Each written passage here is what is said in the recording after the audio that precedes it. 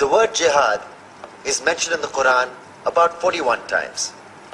The words mercy, peace, and compassion are mentioned about 355 times. Yes, come in. Come on in, Riaz. Sit down, please. Contrary to popular belief in most Western cultures, Islam is a religion that preaches peace and tolerance. Yes, Patricia.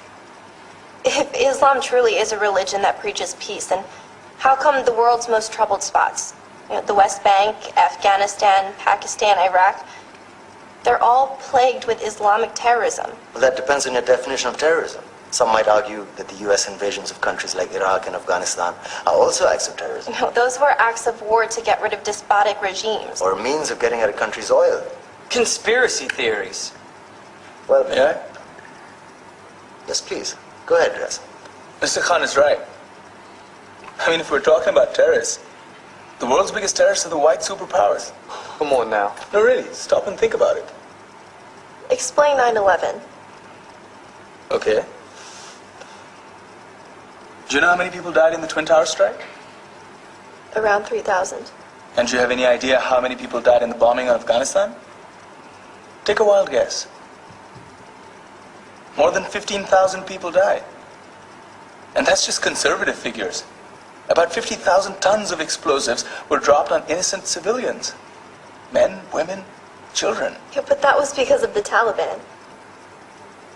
Now that you brought it up, did you know that the Taliban was a creation of the CIA to fight the Russians? Whatever. They were still harboring terrorists. Yeah, right. Terrorists that were never found. Just like the weapons of mass destruction that were never found in Iraq. Do you want to get into the death toll in Iraq?